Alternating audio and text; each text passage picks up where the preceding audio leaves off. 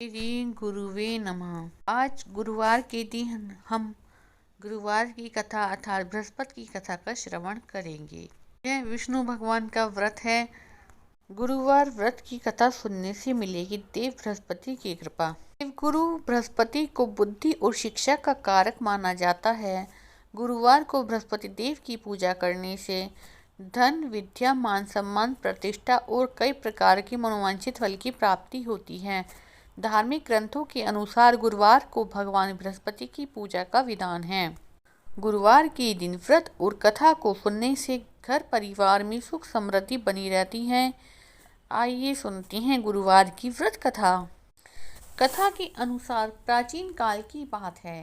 किसी राज्य में एक बड़ा प्रतापी और दानी राजा रहता था। वह हर गुरुवार को व्रत रखकर दीन दुखियों की मदद करके पुण्य प्राप्त करता था, परंतु यह बात उसकी रानी को अच्छी नहीं लगती थी। वह ना तो व्रत करती थी, ना ही दान पुण्य में विश्वास रखती थी। इतना ही नहीं, वह राजा को भी ऐसा करने से मना करती थी। एक समय की बात है जब राजा शिकार खेलने के लिए वन में गए। घर पर रानी और दासी थी। उसी समय गुरु बृहस्पति देव साधु का रूप धारण करके राजा के दरवाजे पर भिक्षा मांगने गए। साधु ने जब रानी से भिक्षा मांगी तो वह कहने लगी, हे साधु महाराज, मैं इस दान और पुण्य से तंग आ गई हूँ। आप कोई ऐसा उपाय बताए जिससे मेरा सारा धन नष्ट हो जाए और मैं आराम से रह सकूं। इतना सुनकर बृहस्पति देव ने कहा, हे देवी, तुम बड़ी विचित्र हो। संतान और धन से कोई दुखी होता है क्या? अगर अधिक धन है तो इसे शुभ कार्यों में लगाओ। कुंवारी कन्याओं का विवाह कराओ। विद्यालय और बाग बगीचों का निर्माण कराओ, जिससे तुम्हारे दोनों लोग सुधरेंगे। परंतु साधु की इन बातों से रानी को खुशी नहीं हुई। उसने कहा कि मुझे ऐसे धन की आवश्यकता नहीं है जिसे मैं दान करूं और जिसे संभालने में मेरा सारा समय नष्ट हो जाए। तब साधु ने कहा, अगर तुम्हारी ऐसी ही इच्छा है तो मैं जैसा तुम्हें बताता हूँ वैसे ही करना। गुरुवार के दिन तुम घर को गोबर से लीपना, अपने बालों को मिट्टी के पानी से धोना, राजा से हजामत बनवाने के लिए कहना, भोजन में मांस मदिरा का उपयोग करना, कपड़े धोबी के यहाँ धुला देना। इस प्रकार 7 बृहस्पतिवार करने से तुम्हारा सारा धन नष्ट हो जाएगा। इतना कहकर साधु के रूप में बृहस्पति देव अंतर्ध्यान हो गए। साधु के अनुसार कई बातों को पूरा करते हुए रानी को केवल 3 बृहस्पतिवार ही बीते थे। उसकी समस्त धन संपत्ति नष्ट हो गई। भोजन के लिए राजा का परिवार तरसने लगा। तब एक दिन राजा ने रानी से बोला, हे रानी, तुम यहीं रहो, मैं दूसरे देश को जाता हूँ, क्योंकि यहाँ पर सभी लोग मुझे जानते हैं, इसलिए कोई छोटा काम नहीं कर सकता। ऐसा कहकर राजा दूसरे देश को चला गया। वहाँ वह जंगल से लकड़ी काट कर लाता और शहर में बेचता। इसी तरह वह अपना जीवन व्यतीत करने लगा। इधर राजा परदेश को जाते ही रानी और दासी दुखी रहने लगी।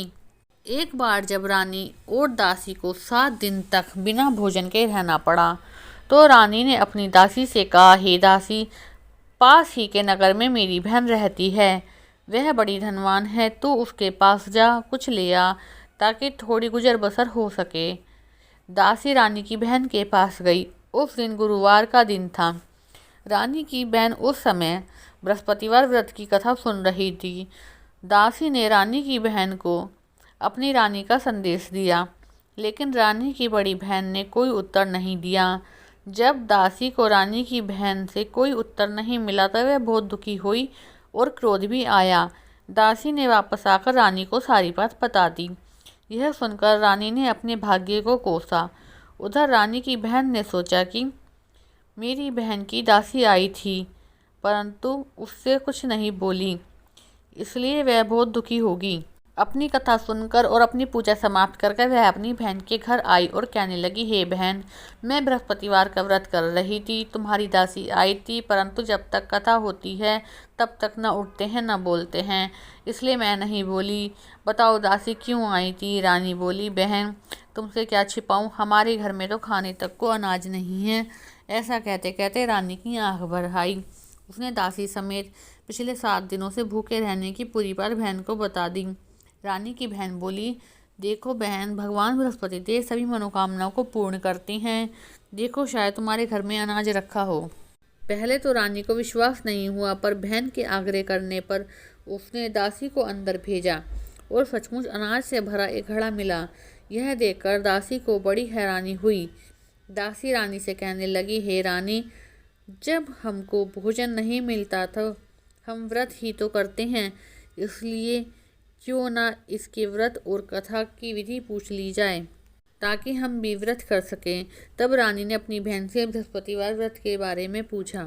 उसकी बहन ने बताया, बृहस्पतिवार के व्रत में चने की दाल और मुनक्का केले के पेड़ पर अर्पित करें और दीपक जलाएं, व्रत कथा सुने और पीला भोजन करें। उससे बृहस्पति देव और भगवान विष्णु प्रसन्न होते हैं। फिर विष्णु भगवान की आरती करें। व्रत और पूजा की विधि बताकर रानी की बहन अपने घर वापस आ गई। 7 दिन बाद जब गुरुवार आया तो रानी और दासी ने व्रत रखा।